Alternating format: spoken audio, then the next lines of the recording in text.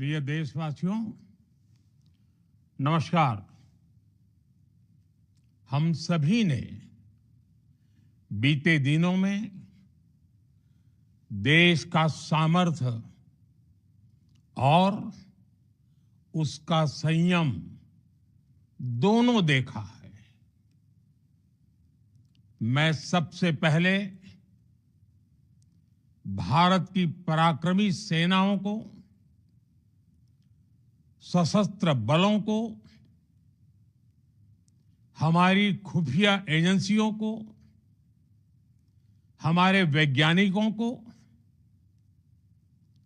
हर भारतवासी की तरफ से सैल्यूट करता हूं।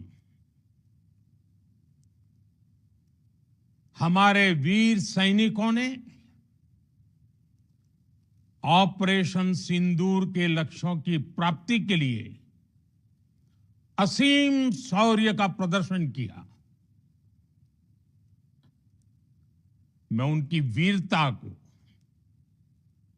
उनके साहस को, उनके पराक्रम को आज समर्पित करता हूं हमारे देश की हर माता को, देश की हर बहन को और देश की हर बेटी को ये पराक्रम समर्पित करता हूं। साथियों, 22 अप्रैल को पहलगाम में आतंकवादियों ने जो बर्बरता दिखाई थी, उसने देश और दुनिया को झकझोर दिया था। छुट्टियां मना रहे निर्दोष मासूम नागरिकों को धर्म पूछकर उनके परिवार के सामने, उनके बच्चों के सामने बेरहमी से मार डालना, यह आतंक का बहुत विभत्स चेहरा था, क्रूरता थी। ये देश के सद्भाव को तोड़ने की घिनौनी कोशिश भी थी। मेरे लिए व्यक्तिगत रूप से ये पीड़ा बहुत बड़ी थी। इस आतंकी हमले के बाद सारा राष्ट्र, हर नागरिक, हर समाज, हर वर्ग, हर राजनीतिक दल एक स्वर में आतंक के खिलाफ कड़ी कार्रवाई के लिए उठ खड़ा हुआ। हमने आतंकवादियों को मिट्टी में मिलाने के लिए भारत की सेनाओं को पूरी छूट दे दी और आज हर आतंकी, आतंक का हर संगठन जान चुका है कि हमारी बहनों बेटियों के माथे से सिंदूर हटाने का अंजाम क्या होता है। साथियों, ऑपरेशन सिंदूर ये सिर्फ नाम नहीं है, ये देश के कोटि कोटि लोगों की भावनाओं का प्रतिबिंब है। ऑपरेशन सिंदूर न्याय की अखंड प्रतिज्ञा है।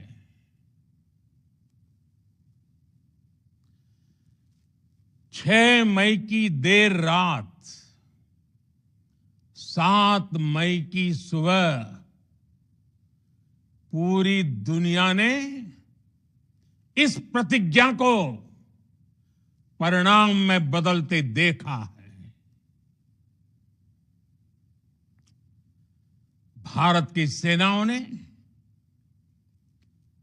पाकिस्तान में आतंक के ठिकानों पर, उनके ट्रेनिंग सेंटर्स पर सटीक प्रहार किया। आतंकियों ने सपने में भी नहीं सोचा था कि भारत इतना बड़ा फैसला ले सकता है। लेकिन जब देश एकजुट होता है, नेशन फर्स्ट की भावना से भरा होता है, राष्ट्र सर्वोपरि होता है, तो फौलादी फैसले लिए जाते हैं, परिणाम लाकर दिखाए जाते हैं। जब पाकिस्तान में आतंक के अड्डों पर भारत की मिसाइलों ने हमला बोला, भारत के ड्रोन्स ने हमला बोला, तो आतंकी संगठनों की इमारतें नहीं, बल्कि उनका हौसला भी थर्रा गया। बहावलपुर और मुरिद के जैसे आतंकी ठिकाने एक प्रकार से ग्लोबल टेररिज्म की यूनिवर्सिटीज रही है। दुनिया में कहीं पर भी जो बड़े आतंकी हमले हुए हैं, चाहे 9/11 हो, चाहे लंदन ट्यूब बॉम्बिंग हो, या भारत में दशकों से जो बड़े बड़े आतंकी हमले हुए हैं, उन सब के तार कहीं ना कहीं आतंक के इन्हीं ठिकानों से जुड़ते रहे हैं। आतंकियों ने हमारी बहनों का सिंदूर उजाड़ा था, इसलिए भारत ने आतंक के ये हेडक्वार्टर्स उजाड़ दिए। भारत के इन हमलों में 100 से अधिक खूंखार आतंकवादियों को मौत के घाट उतारा गया है। आतंक के बहुत सारे आका बीते 2.5-3 दशकों से खुलेआम पाकिस्तान में घूम रहे थे, जो भारत के खिलाफ साजिशें करते थे। उन्हें भारत ने एक झटके में खत्म कर दिया। साथियों, भारत की इस कार्रवाई से पाकिस्तान घोर निराशा में गिर गया था, हताशा में गिर गया था, बौखला गया था। और इसी बौखलाहट में उसने एक और दुस्साहस किया। आतंक पर भारत की कार्रवाई का साथ देने के बजाय पाकिस्तान ने भारत पर ही हमला करना शुरू कर दिया। पाकिस्तान ने हमारे स्कूलों, कॉलेजों को, गुरुद्वारों को, मंदिरों को, सामान्य नागरिकों के घरों को निशाना बनाया।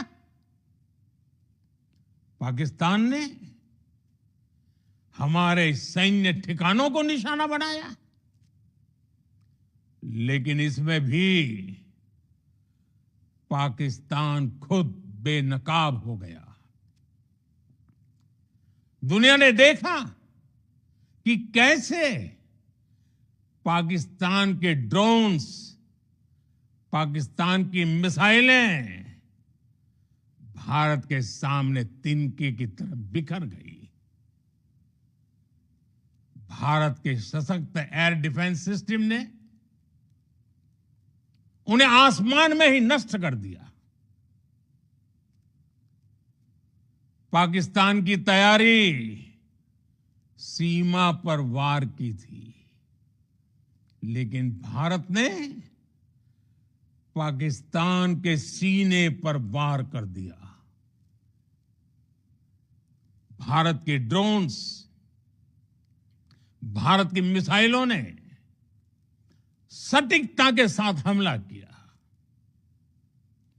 पाकिस्तानी वायुसेना के उन एयरबेस को नुकसान पहुंचाया, जिस पर पाकिस्तान को बहुत घमंड था।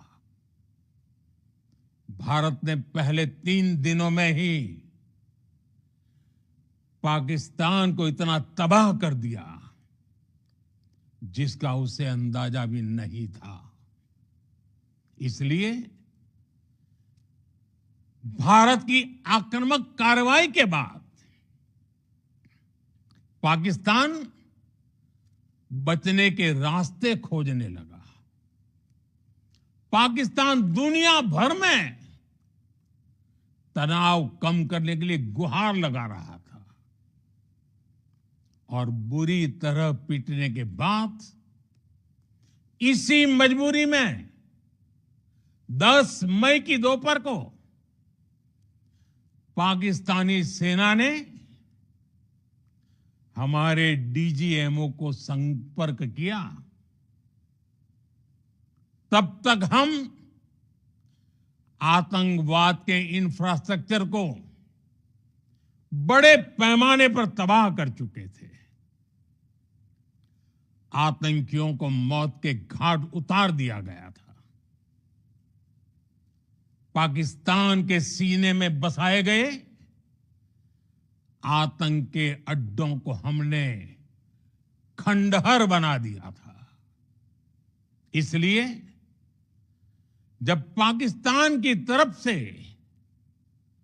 गुहार लगाई गई, पाकिस्तान की तरफ से जब ये कहा गया कि उसकी ओर से आगे कोई आतंकी गतिविधि और सैन्य दुस्साहस नहीं दिखाया जाएगा, तो भारत ने भी उस पर विचार किया। और मैं फिर दोहरा रहा हूं, हमने पाकिस्तान के आतंकी और सैन्य ठिकानों पर अपनी जवाबी कार्रवाई को अभी सिर्फ स्थगित किया है। आने वाले दिनों में हम पाकिस्तान के हर कदम को इस कसौटी पर मापेंगे कि वो क्या रवैया अपनाता है। साथियों, भारत की तीनों सेनाएं, हमारी एयरफोर्स, हमारी आर्मी और हमारी नेवी, हमारी border security force BSF, Bharat के अर्धसैनिक बल लगातार अलर्ट पर है। सर्जिकल स्ट्राइक और एयर स्ट्राइक के बाद अब ऑपरेशन सिंदूर आतंक के खिलाफ भारत की नीति है। ऑपरेशन सिंदूर ने आतंक के खिलाफ लड़ाई में एक नई लकीर खींच दी है। एक नया पैमाना, न्यू नॉर्मल तय कर दिया है। पहला, भारत पर आतंकी हमला हुआ तो मुंह तोड़ जवाब दिया जाएगा। हम अपने तरीके से, अपनी शर्तों पर जवाब देकर रहेंगे। हर उस जगह जाकर कठोर कार्रवाई करेंगे जहां से आतंक की जड़ें निकलती हैं। दूसरा, कोई भी न्यूक्लियर ब्लैकमेल भारत नहीं सहेगा। न्यूक्लियर ब्लैकमेल की आड़ में पनप रहे आतंकी ठिकानों पर भारत सटीक और निर्णायक प्रहार करेगा। तीसरा, हम आतंक की सरपरस्त सरकार और आतंक के आकाओं को अलग अलग नहीं देखेंगे। ऑपरेशन सिंदूर के दौरान दुनिया ने पाकिस्तान का वो घिनौना सच फिर देखा है, जब मारे गए आतंकियों को विदाई देने पाकिस्तानी सेना के बड़े बड़े अफसर उमड़ पड़े। स्टेट स्पॉन्सर्ड टेररिज्म का ये बहुत बड़ा सबूत है। हम भारत और अपने नागरिकों को किसी भी खतरे से बचाने के लिए लगातार निर्णायक कदम उठाते रहेंगे। साथियों, युद्ध के मैदान पर हमने हर बार पाकिस्तान को धूल चटाई है और इस बार ऑपरेशन सिंदूर ने नया आयाम जोड़ा है। हमने रेगिस्तानों और पहाड़ों में अपनी क्षमता का शानदार प्रदर्शन किया और साथ ही न्यू एज वॉरफेयर में भी अपनी श्रेष्ठता सिद्ध की। इस ऑपरेशन के दौरान हमारे मेड इन इंडिया हथियारों की प्रामाणिकता सिद्ध हुई। आज दुनिया देख रही है 21वीं सदी के वॉरफेयर में made in India defence equipments, इसका समय आ चुका है। साथियों, हर प्रकार के आतंकवाद के खिलाफ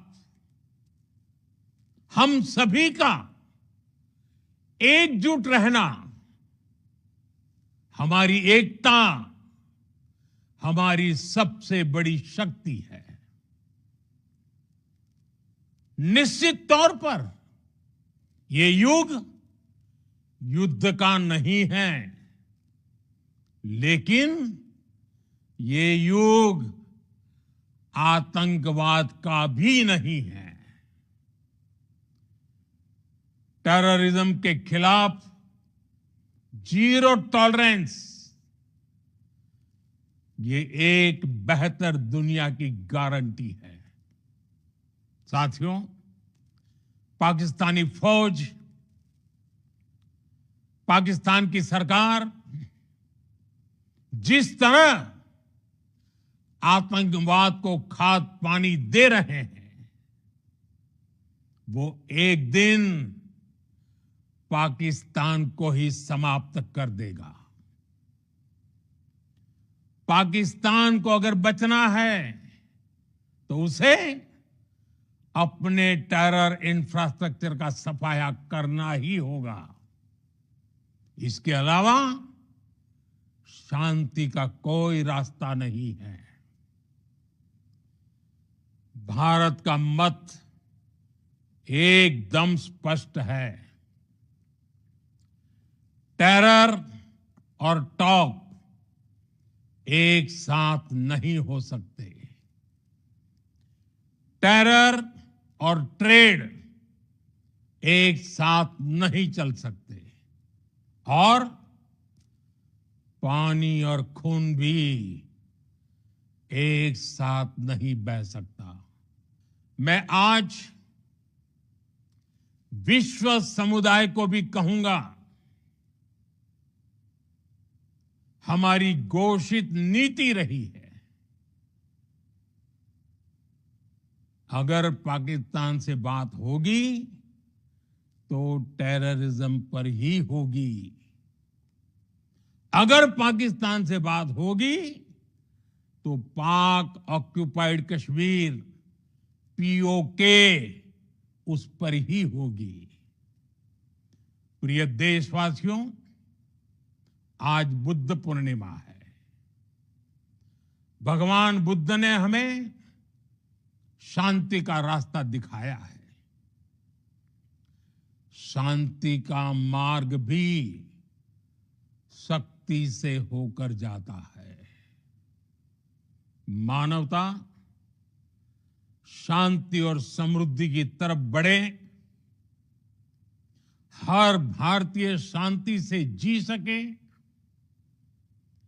विकसित भारत के सपने को पूरा कर सके, इसके लिए भारत का शक्तिशाली होना बहुत जरूरी है।